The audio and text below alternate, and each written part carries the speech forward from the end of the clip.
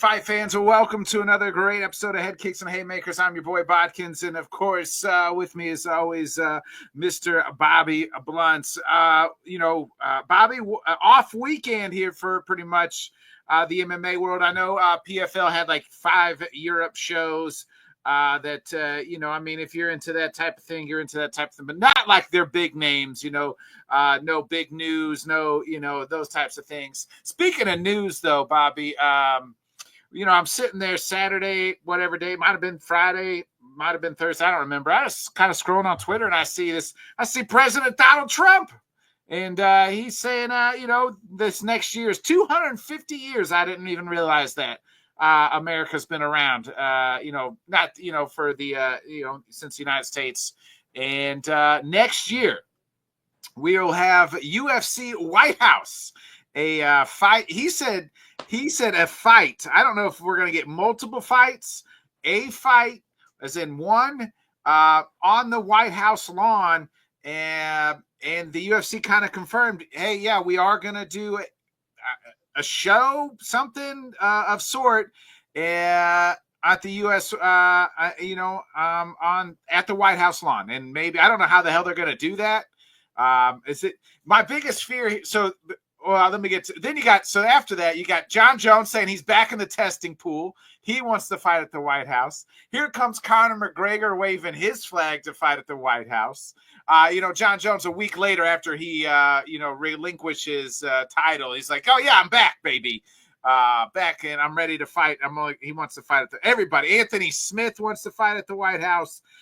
We're going to hear about everybody politicking to be fighting at the White House for the next 365 days or so. But my biggest fear is that, remember when COVID hit and Dana's like, we secured an island. It's going to be Fight Island. And everybody's imagination runs wild, right? We're thinking, oh shit, they're going to be fighting outside. Like they're going to have an octagon. They're just going to be duking this thing like Mortal Kombat style outside. Like at least I don't know, maybe I'm just naive and dumb. And like, that's what I thought. Cause he's like, we secured an island. Like we're going to have, it's going to be Fight Island and we're going to do all this stuff. And I obviously, like, my biggest fear is like, oh shit, like they're just going to put an octagon right in front of the White House lawn and let two boys go go at it. Maybe it'll be Joe Rogan and the Liver King fighting at the White House lawn. But I know this isn't your cup of tea, but it's MMA news and we got to talk about it. I mean, I wouldn't say it's not my cup of tea. It's just, for me, it was so laughable not because of the White House angle or anything like that. It was mainly exactly what you said. Like, people were thirsty as fuck for news. There was no event going on, and that got announced, and like immediately everyone, started playing matchmaker, trying to build the absolutely best card that we could get on the White House. And you nailed it immediately. Like, this is going to get overhyped, and because of that, it will not deliver. Like, Fight Island was a good call. I initially thought of the Sphere event, which everyone was wondering what was going to be on that and stuff. And I get the concept. It's kind of wild when you look at kind of how we got here. Because, I mean, if you remember years back, we have Dana White saying that in no way should politics be in sports. This is why people tune into our events, so they can shut all that, noise off and stuff. And me personally, it has never bothered me at all. Like, when they do the whole Trump walkout thing and stuff, sure, he's there. He's the president. It's never made me like want to turn off the event or anything like that. And so I don't know. To me, it isn't as polarizing. The reason I was kind of rolling my eyes about it and stuff is it just made me think of, oh, well, this is something that can at least get Dana's attention and to make him, semi-care and stuff. But, at the same time, it wouldn't shock me at all if the fight card just got put on Pam Bondi's desk and just disappeared. So, but, that being said, it is very interesting when you look at how years back, they couldn't even get into New York. Yeah, I mean, New York's what, less than 10 years, or right? Yeah, right. 2016, I think, was the first year in New York. Yeah, and I mean, Trump is the one who technically gave them a voice when no one else will. Back when he let them run shows and stuff, and we all know that's how kind of the relationship bloomed. I don't need to get into all that. I'm sure everyone is, fairly aware of that. But it was kind of like surreal in the aspect of, oh, well, I guess this will be like very mainstream, like, as far as everyone's going to be seeing it.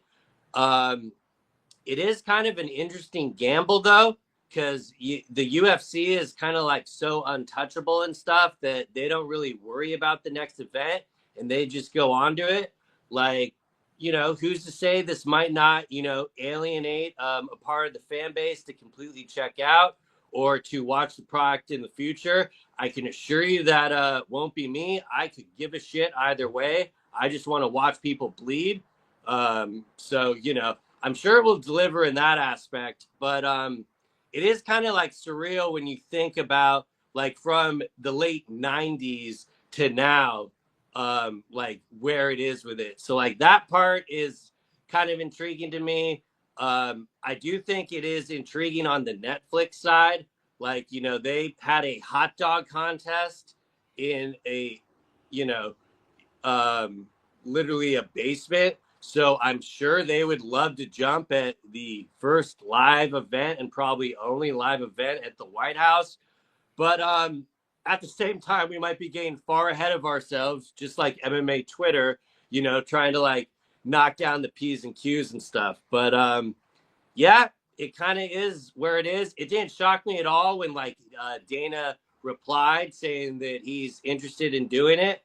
No, they confirmed it's happening, is what Dana said. I think. Yeah, and again, that is not too shocking to me. It kind of like makes me think of the Times Square thing that Turkey Al Sheikh did when like everyone heard it and was like, "Whoa, how's this going to be?" And realistically, I think it's just going to be a generic, lifeless environment in front of the White House because I don't expect, like the Apex. Exact. And like, I don't expect anyone to be there except the elites of the elite. Like, I don't think in any way they'd be doing tickets. No, I don't think so either. I don't. I agree with that. I think it's going to be like senators and presidents and former presidents, and some people may be on a certain list that they told us that's not a list anymore. Those type of people. Yeah, and I could totally see them doing kind of like a hybrid fight card. Like in no way would I think it would be like a prelim card and then like a full main card. I'd say it would pretty much be 3 fights or something. But then again, the main logistics they probably got to figure out is the security. And, it's technically the most secure building in the world. Yeah, so, I think we debunked that already back, January 6th or so or something, whatever day that was. Yeah, well, it's just what's interesting to me about it is more like my question for people would be like, are you this bored with the sport? Like, is this something that actually excites you? Because I mean, and if you do, no shade to you, more power to you. But like for me personally, it sounds like something we're going to hear about for the next year where the fights themselves, the work in the cage, I don't really see that delivering. And, I'm sure they will like bill it with some decent fighters, but, there's no American champions, But the sport, here's what we can say. There's no American champion today. But 365 days from now, the sport moves so fast. we could have a whole new slew of champions. You know what I mean? We could, but at the same time, I'd question. I would assume it'd be more of a fight night than an actual, title fights and stuff. Because Yeah, I think so too. Yeah, I think that's got to be viewed to everybody in the world, right? Like, yeah, not a pay per view. And that to me is like, it'd be cool to kind of see the outside setting would be interesting to me. Because, I mean, you mentioned Fight Island. I thought the exact same thing. Like, oh, cool, we're going to get some fights on the beach. And what did we get? Well, we pretty much got the baby that birthed the lifeless apex. And for them to realize, oh, we could do this every Saturday. Let's go. So, I would say be careful what you wish for. But in Dana's words, we'll see how it plays out. And you can save it with the welfare mom that wants attention that is just simply out of food stamps. And yes, I am talking about John Jones. Like, I that is the part that I just rolled off in my mind. Like, oh, well, it's good to see something that got him tweeting again. But I find it feels good to be, what do you say? It feels good to be the hunter instead of the hunted for once. Comical. Like, I find it comical if anyone were to think that he would come back, to fight at the White House. Like, that sounds about as realistic as him fighting Tom Aspinall in the first place, or coming back to fight Tom Aspinall. Like, I won't rule John coming back. If he does, we'll deal with it then. I think if he does, he never was that big, so I could totally see him just doing 205 and just, forsaking heavyweight altogether. Because in no scenario do I see him taking the fight with Aspinall. I just don't, whether, he doesn't want it or it doesn't interest him. That ship has sailed. And, but, and then you had like Connor chiming in, and then it's just like, yeah, this is just sad. But, these are like the type of things to get these guys motivated, which is why I just lean, I don't think they're ever fighting again. And, it is what it is with that. We'll see what the actual card bills out to. But like, and then Don Davis, like that might have been the best one when he tweeted saying like, oh, this could be the undercard, or we could have this the same day. Yeah, like, PFL before, and then the UFC or something. Yeah. And that card looks great. That's the best card PFL could put. Yeah. Why in the hell can't we just get that card in the first place? Like, yeah. If I could get half of that on a fight card, I'd be happy. Hell, I mean, 2 fights out of that would be great. But, I understand people taking the engagement to like boost stuff. So, I mean, that's probably more what he was doing. But I was eating Chinese food when it happened. And they ironically had it on there on the television, and there were subtitles on. So like, I obviously couldn't hear it because it was on mute. But then I saw the subtitle of having a UFC fight there, and I'm like, well, I'm gonna have to circle back to that. I must not read that correctly. And apparently I did read that correctly. But it's 2025. It's just kind of where we are. Yeah, so our guy Kev says just do Tom versus Alex at the White House. I mean, I wouldn't mind that, but I don't know how they're gonna build it up. You hit on a couple things. I'm kind of with you. I don't care about the politics. I'm not saying you have to, like, people who are like, I'm not watching that shit again because of the politics or whatever. Well, then you were never a fan. Like, that's how I view things. How do you watch football? Would be my question. Like, even people when that happens, like, people are like, I'm not watching the NFL because the Kaepernick didn't stand for the flag. Yeah. Well, like, who gives a shit? You know what I mean? So I don't really care.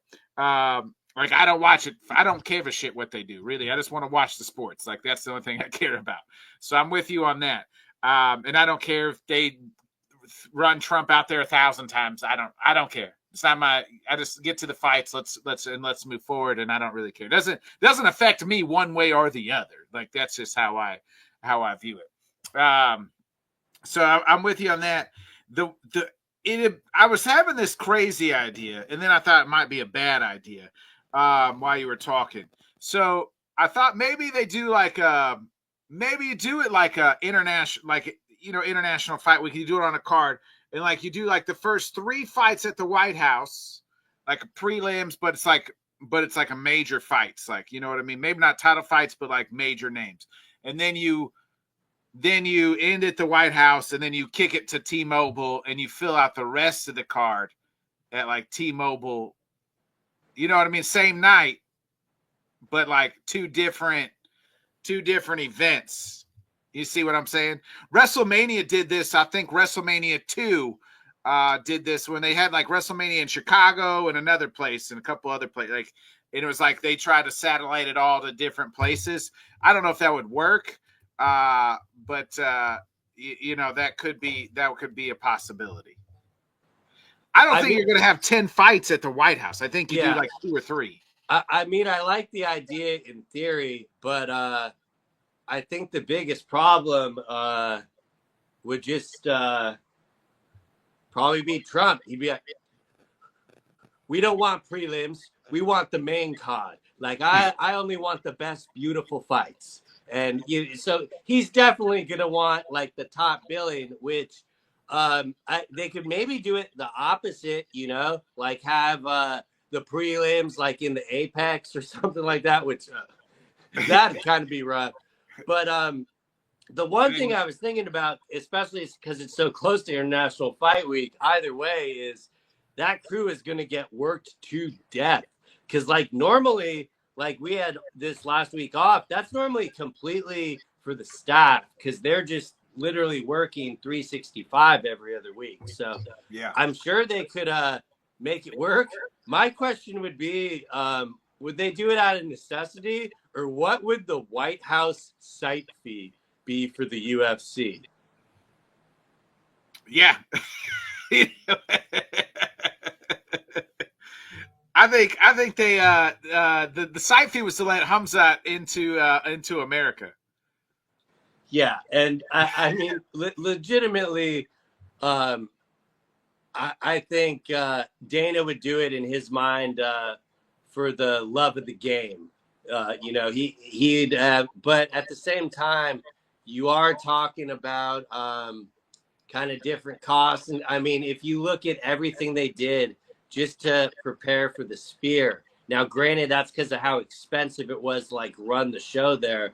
But I mean, they're going to have to do some type of a test trial run to figure it out. So, but like, am I like today on June 9th or July 9th, whatever the hell day it is, writing down like what fights I want to see at the White House? No, I think that's like a completely pointless exercise. I hope that we can just get the best fights put on at the best events. But and that would kind of like be my concern that like half of the year, that first half of the year, would those events kind of drag because they're like saving star power for they did it for UFC 300. Remember, like that's kind of how that was too. So we could see something similar. They got enough fighters. I mean, we've seen them put stacked pay-per-views back to back all the time. It's weird to me that I was thinking this too. Like, it's weird to me. Like we just kind of mentioned, the UFC's still young. You're right. We're at 25 years this year, or 30 years, right? 30 years. Rio. And relatively like we just talked about, like relatively new in a lot of places, like wasn't even legalized in certain states, and it's like, oh yeah, it's not like the UFC or like MMA is like the national pastime or like America's favorite sport to watch, you know what I mean? So it's just weird that they would want to do that there. I mean, it's cool, but I wonder if like because it's like a celebration. So like to me, in the way Donald Trump kind of put it out, it's like, oh, it's going to be a 250-year celebration next year. Like we're going to have a UFC fight, but maybe so. I'm like, well, they're going to have like a UFC fight, but then they're going to have like, concerts and everything else. So like, and then they're just going to be like, hey, also we're going to throw on this A fight. You know what I mean? Yeah. And I could see it just being one fight in mix of like all these other things that happen. And yeah, I could totally see that as well. The thing that I find interesting about nobody wants to watch the Packers just demolish the Bears, Kev. I mean, literally, for me, I lost my train of thought with that Packer comment. What the hell was I about to say? Where was I going with that? What was the last thing you said before that? Oh, I said they're gonna have like one fight or like a whole celebration, like just. Mm-hmm. I don't think it's just gonna be the UFC. That's it. It popped back into my head. So, like, what would like interest me in this is the new audience it would possibly bring in. Like, for example, like look at the Netflix Tyson versus Jake Paul. I knew a lot of people that watched that hadn't watched boxing in 20 years, watched no combat sports, but tuned in just to kind of see that spectacle. The difference was Tyson. Everybody knows who Tyson is. Yeah, and that's kind of the thing. They had Tyson. So does the UFC need to rely on having that big name, or would the spectacle of a fight at the White House be enough? Because like you said, it's not looked at as Americans like pastime and stuff like baseball, even though, a lot of people these days don't like baseball. Yeah. But I do wonder if it would help generate bringing in the old heads there. Yeah, it'll be interesting. And I'm not going to sit here and put the card together either, but in all honesty, I hate to say it, but like that's the card. Like if Conor's going to come back and you just mentioned it, you want the casuals to tune in. That's the name everybody knows. I'll say this. The only person that was happier about this announcement, you already know, like literally this announcement might have revitalized Michael Chandler's fucking career. And like, I don't mean that in hyperbole. Like he actually has something to like, he has an end game. Like Conor actually acknowledged it. And yeah, that might be the one, but I would kind of go back. Like, is the UFC really going to forgo their last Conor gate? I don't see that. Yeah, I don't know. It'll be interesting. The TV deal, like, I mean, if it's the TV and Netflix is like, hey, you know what I mean? Or whoever's putting this event on, If they pay them some insane amount of money to really cover the gate and stuff, I mean, that'd be a wild, chunky number, but crazier things have definitely happened there. And I can't remember if Conor's got 2 fights or 1 fight left on his contract. Technically 2, but like realistically, if he ever gets in the octagon again, I think that one will be his last one. Agreed. Unless obviously, he sparks Michael Chandler, gets some type of, gets the microphone. But like legitimately, that fight could happen like in another 2 years. I would never see it in a avenue to where he would actually be, active or anything. Yeah, agreed. I see what you're saying, and but it's interesting, and like I said, I'm not gonna get my hopes up or like dream up because like that's what Fight Island did for me. Like, Dana's over here, so I'm very much like got my I'm very pessimistic about it. And so yeah, I forgot about it until I read the thumbnail today in the title. It's like, oh yeah, that's right. So for me, it isn't like this, like, oh, what? And like I get the spectacle. Don't get me wrong. I'm not living under a rock, but like that shit just does not move me. Like I care about the action in the cage, not the flashing lights and silly games. Yeah, I wanted to real touch on something that you mentioned earlier, the Don Davis tweet. And this is just like, don't even have to put this on the White House, Don. Like, just do the event. Like, I pulled up the card that he had tweeted out. So at the top, Francis versus Nemenkov is the, and then you have nobody wants to wait another year for Nurmagomedov versus Hughes. Like, we need that fight tomorrow. Like that fight should be booked tomorrow, Don. Then you got Dakota versus Karamouche, Fiera versus Golstov. You got Johnny Eblen versus Corey Anderson, Chris Cyborg versus Pacheco, AJ McKee versus Pinedo. That's the best card PFL can put together. You don't have to put it on the White House lawn, Don. Just put the card out. Just do it. To that point, why is Corey Anderson not fighting Johnny Eblen in PFL Africa? You know, like that's a pretty nice super fight to make. And, I don't mean to dump on PFL too much, like to give them a little bit of praise. Agreed, Ron.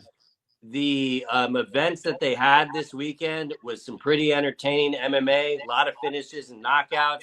So, I mean, if anyone wants to check that out, all they need to do is download the PFL app, and it's completely free.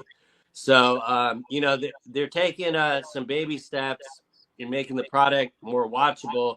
But, they were entertaining fights this weekend, at least. Yeah. I just think that Don he put a hell of a card together. So just do the card. Don't wait for a year. Let's get into this weekend. The UFC is back, and it is in Nashville. And Bobby, it's not that bad of a card. It is always the entertaining Derek Lewis on the card, and he was in an interview saying, yeah, he would like to fight. It's funny because originally it's like, I don't want to fight any more title fights. I don't want. But then he did say, "Hey, I will. I will fight Tom Aspinall for the title. We need to get that done." So, and either in the heavyweight division, you're only 1 or 2 wins away. And for a guy like Derek Lewis, who's been around, he could just be 1 away. He's a big name, a name that everybody knows, has been there and done that. You got. But I'm looking at some of the names, and then we'll kind of look at it more. You got Stephen Wonderboy Thompson back in the back, Calvin Cater, my guy Nate the Train Landwire, baby. That's my guy. If I don't win, I'm probably gonna lose. Bobby, and that one is the one I really circled. Like, ooh, okay. I'm looking at all the odds here. Nate the Train, dog. Calvin Cater plus 100. Stephen Wonderboy Thompson plus 325. Derek Lewis plus 225. I mean, that's some dogs on this card that's worth picking. Yes and no, for sure. Like, I saw it, and it's very hard for me to ride against Nate the Train. However, I am very, very high on I think he goes by the Last Pirate. I'm gonna butcher his last name, but the Frenchman, Morgan Cherry. That is, I'll take it, Junior Witt. Thank you. That definitely. But yeah, no, he's exciting. But the interesting part I love the matchmaking in that fight, because Nate the Train is always game and is a dog, and like he says, you pretty much got to kill him to get him out of there. Yeah. So the line did see a little steep, but I kind of get it with the performances that this kid has been kind of turning in. But like you said, there are quite a bit of dogs on the card if you want to do some betting for sure. Yeah, I mean Morgan Cherry's 20-11. Nate the Train's 18-6. I'm just kind of looking at this matchup alone. Like, Nate, I didn't realize Nate the Train's 37 years old. So, dang. He's 1-2, lost 1, and then lost. Nate lost his last time out. Cherie here he's been on a run. Really, I guess he lost his last time out to Nathaniel Wood. He's also he's 3-2 in his last 5. So, yeah, I mean, the cards improved dramatically from 2 weeks ago when I looked at it. Like, when I was looking at it before 317 happened, it was like, we're coming off the layoff with that. But, time heals all. And I don't think I'll warm up to 318 this way by any means, but then again, will catch me there as well. So we'll see. Yeah, I mean, this fight, the top of the card, Derek Lewis versus Teixeira here. Teixeira is 8-0. He's last time out. He beat Junior Tafa in the first round. This is only his second fight in the U. Really, I mean, at the Contender Series fight, but so it's kind of his second fight here, and he's getting Derek Lewis, who's obviously fought the who's who in the heavyweight division. Derek won his last time out. He was before that, he's kind of lost 3 out of his last 5, but it's Derek Lewis, man, and he's always going to be entertaining. He's always going to be in a fun fight, and they're always going to fight. It's always going to be a scrap. Yeah, when they announced this originally, I was like, oh, I don't want to necessarily say fast tracking the kid, but yeah. This kind of screamed to me like we need a main event. Derek Lewis has a number. But he's always game in these type of fights, so it should be a pretty entertaining heavyweight fight. And even and I was saying this after the John Jones stripping, I still feel like this fight means very little, but at the same time, with one flashy knockout, all it takes is that and a little call out, and they could be very well next in line. So I've come around on it a little bit, and definitely it being in front of a crowd will absolutely help. Yeah, Derek hasn't fought in over a year, which is wild. His last fight was the fight I was actually at. He headlined in St. Louis. Last year, May 11th, 2024. So he was pretty active in 23, and then 24 he had one fight, and he hasn't fought at all here in 25. Yeah, and that kind of helps heavyweights with the longevity and stuff too. So that's not anything as concerning. But they have been doing this thing where they put him in against these young guys, and it's no spoiler that it's kind of only going to go one or two ways. So I mean, it'll be interesting for that. But see, Cross is telling you to pick those dogs on tap. So yeah, we'll see. I got to catch up to Mystic Mac. I think I'm in second or third. I think I've got he's got me on points, the most wins. I think I'm second in picking right, but less on third in points. So, speaking of young guys getting fed to young guys, nobody's been getting fed to young guys more than ever since Stephen Wonderboy would not fight Michelle Piera when Michelle missed weight. They have been feeding him dogs. Well, not only let's add, he wouldn't fight, and then he asked for his pay very publicly. So I think those two things combined added the take him out to the back of the shed and style. Cross says not fuck that Mystic Mac, dude. So I guess that if Mystic Mac, if you guys are saying you guys don't like him, then I guess I'm in first place. Then I'll take it. So I have no idea who that even is. Me neither.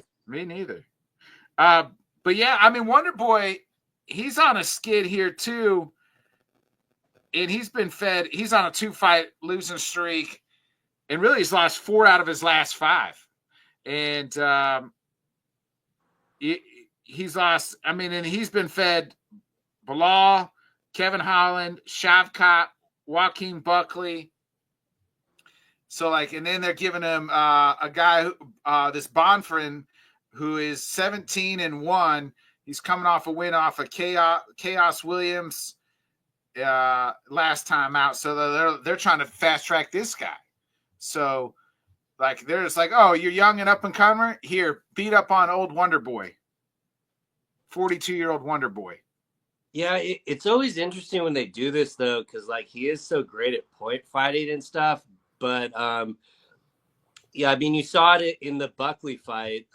He was having success, probably winning, and but then he eventually got caught. And Wonder Boy a few years ago, you almost couldn't imagine that happening. So unfortunately, I think it very well might be more of the same here. But at the same time, he's too nice of a guy to, really count out, but he's definitely still one of those old heads still going at it. And I don't know where his contract was at. He was talking about it coming to an end. I'm not sure if it's at this fight or if he's got one more, but he's definitely someone I could see fighting in a different organization too. I mean, it seems like he wants to keep fighting. Yeah, I think Karate Combat is calling his name. Oh, I didn't even think of that. That's a great shout. I was legitimately thinking of like PFL and stuff, but yeah, I definitely think he would love to test the waters of Karate Combat. That definitely seems like his cup of tea. Yeah. I didn't realize how bad of a skid Calvin Cater's been on. It like at one time he was kind of fighting the elite at featherweight. He's lost his last 4. He's on a 4-fight losing streak. Now the names he's lost to, like he lost a close split decision to Josh Emmett, lost to Arnold Allen, lost to Aljo in 3 of those. So like it's not like he's losing to like the bottom of the rankings here, but like he needs to kind of get back on track here against Garcia. But I mean Garcia is 17-5 and is the favorite here. And Garcia has been on quite the run. So Garcia's won his last 6 in a row. Yeah, and you kind of said it there. Like that division is no joke. So I mean, it's not shocking to have like that type of a skid when you're fighting those type of fighters. But yeah, that Garcia is definitely going to be a tough task. But Calvin is very good at kind of bringing the dog fight out. So I would expect it to at least be fairly entertaining there.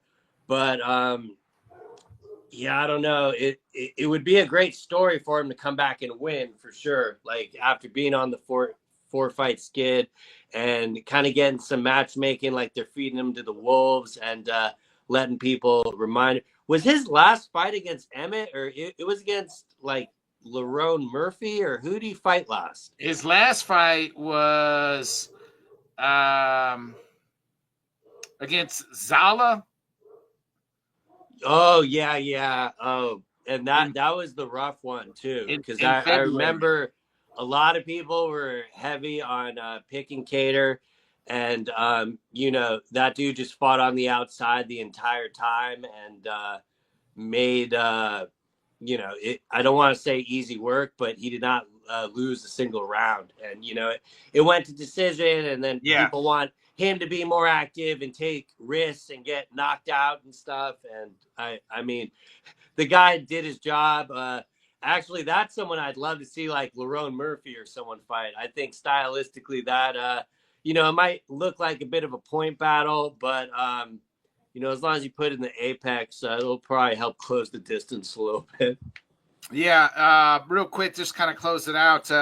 Junior Tafa making his light heavyweight debut. He looked pretty in the photos. He looks lean and he looks pretty fit. Like I mean, from what he was at heavyweight now, So yeah, no, he looked like he got in shape. That does not look like an Ozempic 205. Like he definitely looked like he took it off, and that is I can't like that is like semi intriguing, like opposed to him just like being at heavyweight and stuff. Cause I'm sure he's not going to be losing too much power, with that cut or anything. So I'd be kind of interested to see that. I can see why they put down the main card. The one that's kind of calling my names on the prelims is the headliner there. Chris Curtis. Yeah, I was just going to say Chris Curtis dropping down to welterweight. His at welterweight, taking on Max Griffin. I think that's going to be a good fight too. That's a good scrap. Yeah, I mean, I think the fight will be a lot better than the odds are reflecting.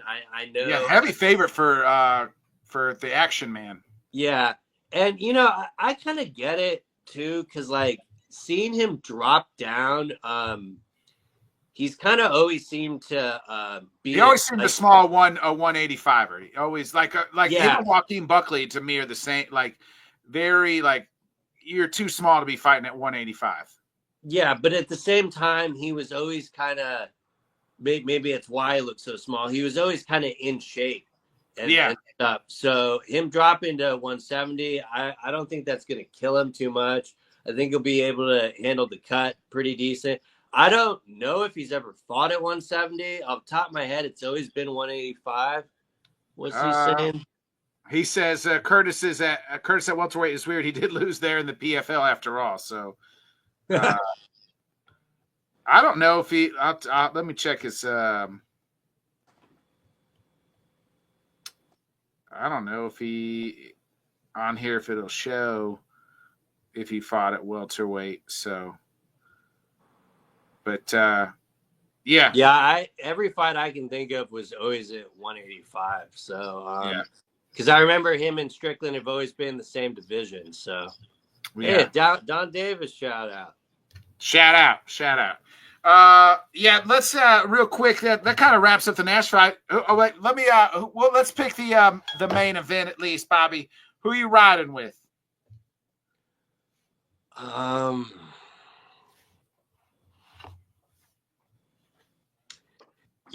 Everything in my heart wants to say go with the new blood. This is probably a matchup he's set up to win, but at the same time, like Derek Lewis does love to brawl, and if this turns into that type of fight, it may not last that long, but this would probably be more of a betting pick that I'd be making, but I would easily take the plus money with the Black Beast. But not to sit on the fence at all. I could totally see the other guy winning very easily too. And what how do you pronounce his name? I think it's Teixeira because it's okay. Teixeira. So to me, yeah, it's no, that the X always throws me off there. Yeah. But he looked great in Contender. He got his UFC debut and looked great. But I do question, is this like that big step up, or are they just trying to capitalize on Derek Lewis on the back end? And I think it's going to be kind of somewhere in the middle, and we'll get a good fight. But if you're making me pick this, my balls are hot. Let's go with the Black Beast. Yeah, I'm so there's very few fighters I always will have to pick. And USA in this show is always going to be one of them. Derek Lewis, I don't know if I could ever pick against. It doesn't matter. I mean, if he ever fought Tom Aspinall, I'd be torn because I love both. And but the Black Beast is legit always been one of my favorite fighters. I always knew he'd never win a title. It's like one of those guys like Roy Nelson to me. Like I always loved Roy Nelson. Like this guy will never win the title, but he's one of my favorite fighters. And that's how I feel about Derek Lewis. And so I'm riding with the Black Beast, baby. We're doing it again. Hopefully it does something crazy. And he's able to take a lot of damage. Multiple times he's looked like he's about done, he'll land that one shot and then just drop to the mat and do that signature just scary fucking look. So And we need the entertainment. We need the aftermath. We need the taking the shorts off. We need it all. We need what's he gonna say on the microphone, the promo. I need all of Derek Lewis, one of the best in the business. But Teixeira is very smart, so I would expect him to fight smart and not cautiously, but not put himself in that type of harm's way where he's going to be looking up at the canvas.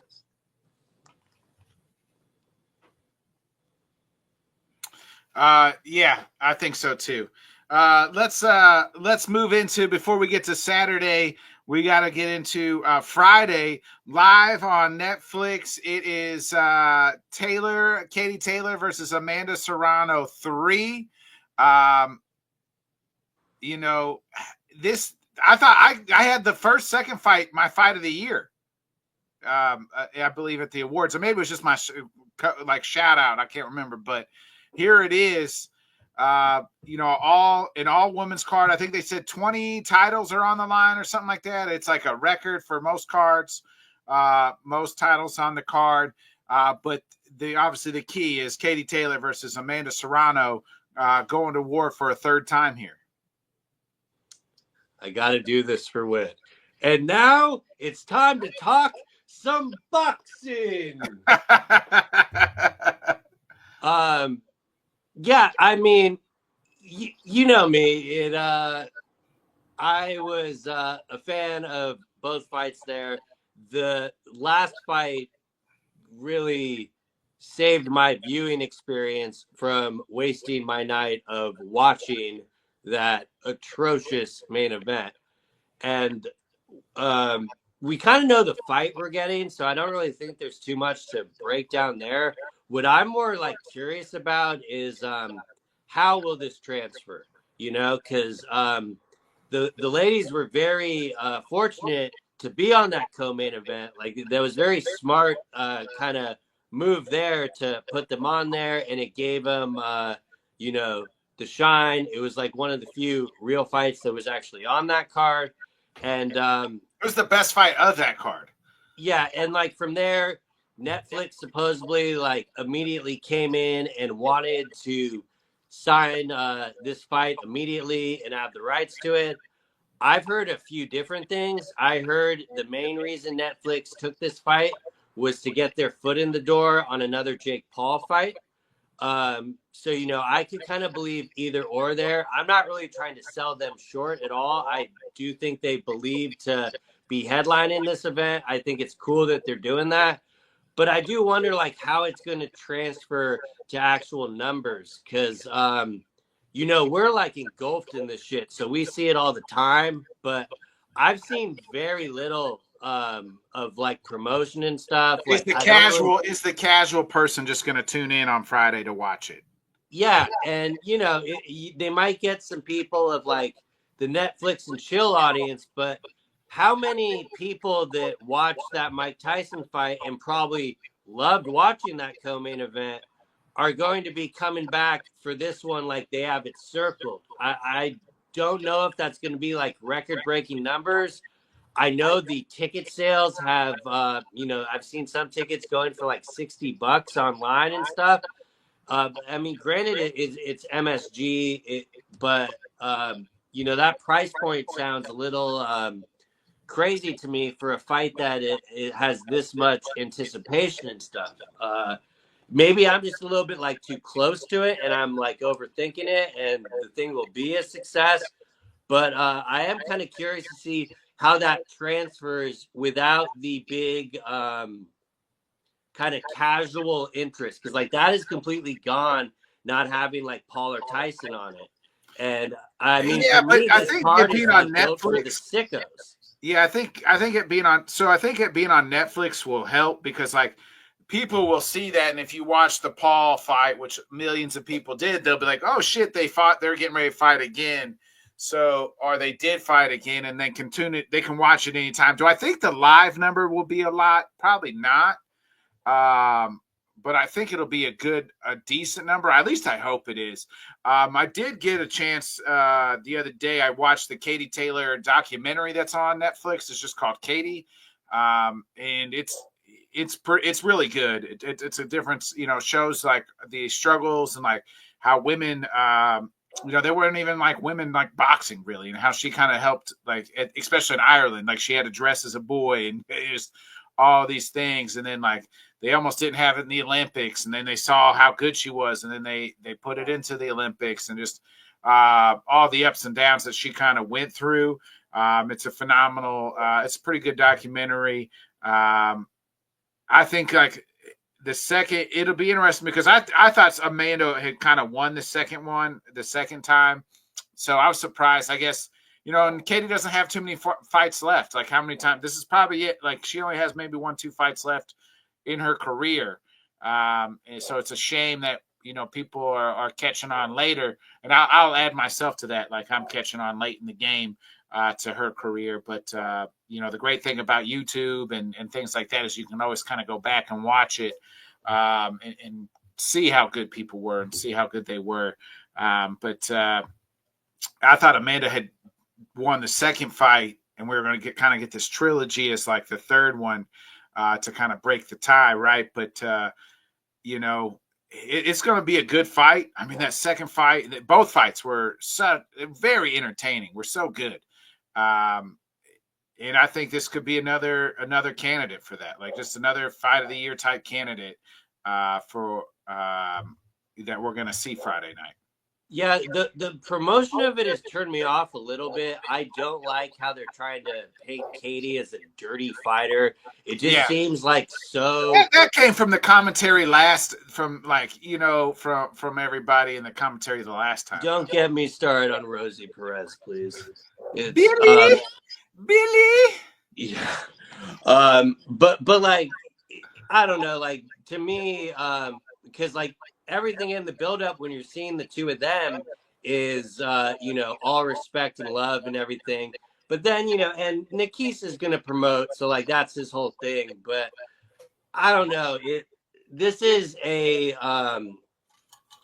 real good boxing match. We don't need that. Like, I don't think any of that bullshit is going to get anyone else to tune in. Like the people that are tuning into this know what they're going to see. And I think it was smart of them to put that documentary on Netflix because it wasn't available in the States up until then.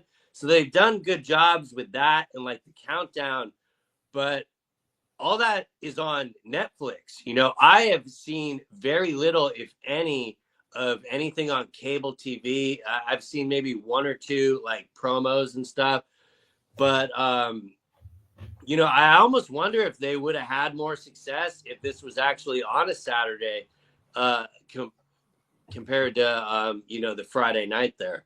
But, in theory, it should be entertaining for what it is. I'll definitely be watching it. I do think if Katie wins, it will definitely be her. She'll probably retire in the ring because I don't know how you can get any better moment than winning a third fight against her mainly because it's in Madison Square Garden. Why I think she would maybe call it. But then again, she might wait to see if Netflix or MVP throws another bag at her to, try to get the fourth one out. But, it should be a interesting little appetizer to pull us into Saturday there. It's kind of wild, like how different it's going to be. And I'm not trying to throw any shade at them doing all a women card. I think they've built it kind of nice. I do wonder though. There's multiple titles on the line helps, right? Like why they're fighting for. You know what I mean? Like people are more apt to tune in to know that there's belts on the line. I think that will definitely help to get people at the table, but I do wonder if they put like one male fight on the card that had anticipation that people wanted to see, if that would boost the numbers. But I'm sure they're much smarter with me than all that. So, this is the direction they want to go. So more power to them. But, I'm not rooting for it to fail or anything. I'm just very curious the success it's going to have. Like, I have no doubt in my mind that the fight itself will deliver. Let me ask you this. Do you think it'll be more or less successful than the Times Square card? That's such like a weird gauge to compare it to, because like that shit was like Mickey Mouse and a half. And the fights did not deliver. The fights, just based off the fights, I would have to say it'd be more entertaining to watch. And that's the one like they did like the double pay-per-view and they like packaged it with the Beevil. And like we'll never get the numbers for like what that actually did. Yeah. But I would consider that card a failure completely. So we said that the following week. Yeah. Hopefully it's going to be better than that. It's going to be a long Friday, and I'm going to be going to sushi early. Bobby, before we get out of here, we do have our I guess you want to call it our fantasy fight fantasy draft on Saturday. What are some things that I should be looking for as I enter my first time doing a MMA fantasy draft? So yeah, this is the second year we've done it. You essentially draft 5 fighters, and it's like a snake draft order. Last year it was just 12 people. This year it's 17, so that should definitely spice it up. So like 85 fighters are gonna go off the board. Fast rundown of the rules: like a decision gets you half a point, a finish gets you two, minus in that aspect if your fighter gets finished or loses a decision. So it's definitely entertaining. Adds a little bit of gas to the cards and stuff. Cross down there in the comments. He's the one that kind of commissions it all and deals with the spreadsheets. Definitely shout out to him. He'll probably be streaming on Twitch, I think. When I get a link for that, I'll tweet it out on Saturday there. But it's definitely kind of a learning process because we were doing it like all on the fly and stuff. Initially, when I started, I was thinking like, okay, you want to make sure to lock down like 1 or 2 champions with your first 2 picks. And I think that was a little bit short-sighted on my part. I think the main thing you want to prioritize is who is going to be active. Like what are going to, be a fighter that you could get 3, maybe 4 fights out of. I mean, that So you're looking at, to me, you're not really looking at the top of the bill guys. You're not looking at, the champion or the even like number one contender. To me, you're looking at the guys in the middle, like middle to the bottom of the rankings. Like they need 2 or 3 fights to, that are going to get on. I mean, guy like shit. I mean, not now, but Josh Van, right? Like Kevin Holland, like those type of guys that you're like, shit, they're always fighting. Yeah, I mean, your boy Charles Johnson. I mean, that Yeah. is a bona fide sleeper pick. And, Yeah. I think the flyweights get kind of dismissed in it because of their size. Everyone wants to prioritize finishes. This year, I think I might prioritize activity more than finishes. Like last year, for example, my first round pick was Ilya, and this was prior to the max booking. So I figured that would be kind of an easy 2 points there, and I could kind of build from there. But then one of the picks that dragged my team because the injury was Bilal. He basically only fought once. You can drop a guy and pick up a guy. Yeah, you can. There's like a clearing period once after they fight, so you definitely want to like look for the rules for that for sure. But yeah, you can add another guy. And this year we're doing waivers instead of voting, which I think is a huge upgrade. But definitely make sure to go over all those rules because, you got to read that stuff with a fine tooth comb. But it's generally fun. And it definitely, what it really helps with is adding some stuff to those lifeless Apex cards. And I think you said it great there because, like, the best example would be like a division that's on fire right now. Okay, welterweight. You look at that 1 through 5, and those are all guys you probably would want to get on your team. But then you also look at their ranked, and you got the Islam JDM fight happening.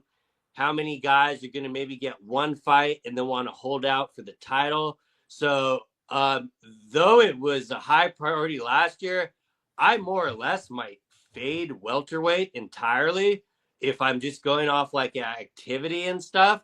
But at the same time, that's the cool part about it. When you see a guy on the board, and you'll be like, "Why is it?" It's just like fantasy football. It's like, no way this guy is still here. Fuck it, I'll take the upside. Let's go. So, that's all good. Honorable mentions, I'd say, because like Tom Aspinall got drafted last year and never fought. But I would have to say, with how the heavyweight division is, he would easily be a first-round pick, in my opinion. John Silva would easily still be a first-round pick. I mean, he's already booked. Diego, too. I like Diego a lot. He's a yeah, guy and like this is where it gets like very interesting because like your personal like bias of like how you like a fighter might make you fade a fighter like a round or two because of that. And my best advice would just be kind of go with your gut and what you think is going to happen. Like that's kind of, what you need to chalk up, kind of similar to like what we do with fantasy football when we're predicting off that. But, you know, if he didn't get so much hate, I think Big Ant would be a layup first round pick because I think he has an easy 2 points ahead of him. Plus, he'll probably get another fight. And, worst case scenario, he'll probably just get the half point. So, like, that might drop him back down the second round. Ilya Armin, depending on where you go with that, there could be some dissension there, but hard not to go with him. Dricus, Chimaev, that is a very another one. Like, depending on what you think will happen, they'll go pretty high. Imavov is going to be an extremely high draft pick, in my opinion. And then, you got some sleepers, like Nico Price absolutely could be one. Marcus McGee, I know a lot of people are hating on him for getting that Jan fight even. But, like, these are the names that are, like, going to fall because no one's going to want to touch them because they're going to be under the assumption you want to lose. They're going to lose. So, I don't even care. I want guys who are active like that. I want guys who are going to fight 2 to 3 times a year. Yeah. That's the thing. It's like DDP's only going to fight twice, maybe. Chimaev once, maybe. You know what I mean? I mean, those top 3 names at middleweight, Dricus, Chimaev, Imavov, I do think we could get 2 to 3.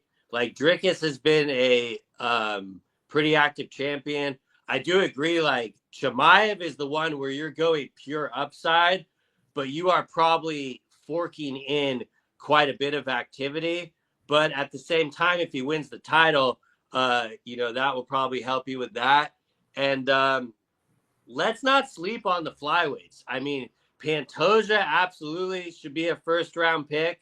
And, I think Joshua Van should be drafted just as high up there. Like, even if fights like 3 times a year too. Yeah, and like that's the thing. Like, even if he drops the fight to Pantoja, I'd still put my money on him because it more or less runs to the next international fight week.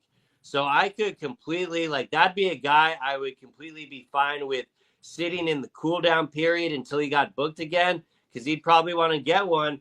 And oh shit, by the way, if he gets that win off Pantoja, we might just witness one of the most active champions in UFC history. So, but I know I'm going to get some back end picks, so he probably won't even like be draftable to me. So, I mean, that's why I'm talking about this like so openly, because it's 17 teams now. There's a lot less chance like sniping and, just giving back to the people in the Discord for like my first year experience of what, like, I think I got like 5th place or something. I didn't do too well. Yeah, we know you don't know. We all know you don't know shit about fuck, Bobby. We've seen your tap picks, so. Exactly. I don't know shit about fuck. Shout out to, what's her guy? I can't believe I'm blanking on her name from the Ozarks, but shout out to her. I don't know shit about fuck. Ruth. Shout out to Ruth from the Ozarks. Yeah. Probably know the actress's name, but we'll just call her Ruth. Yeah. So, all right. Well, that's the show, folks. We'll be back next week. Oh, real quick before we get out of here, I got T's and P's first to Ben Askren. Had the double lung transplant, finally posted a video. That don't even look like Ben Askren, first of all, in the video. But T's and P's to Ben Askren and his family. And T's and P's to Randy Couture, the legend, the natural Randy Couture. Was in a car accident and was taken to the hospital with severe burns. So T's and P's to both of those 2 legends in the game. Yeah, it's a shame. Anytime we get good news, we always like get followed by the bad. Like, I don't even think it was an hour old of Ben posting that video, and then you saw the stuff about Randy. But definitely Ben looked different, but at the same time, it was very inspiring knowing where he was a week ago.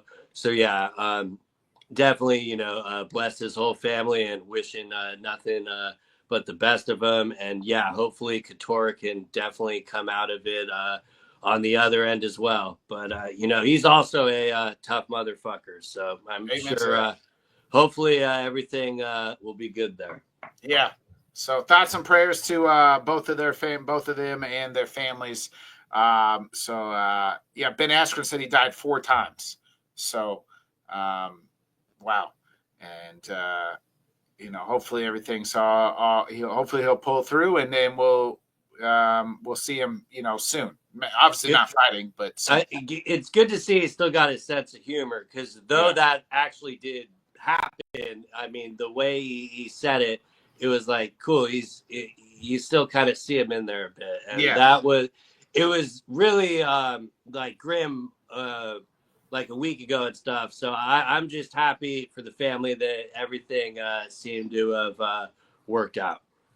Yeah. All right. We'll be back next week, 8 o'clock Central, 9 Eastern. Check me out tomorrow night. Actually, I'm going to shout out. I'll be on Fanboy Unleashed with my guy, Mr. First Down. I'll be talking some Packers and some football with him. You can check it out on Fanboy Unleashed on YouTube. So head over there if you want to hear me talk some football with my guy Sam, Mr. First Down.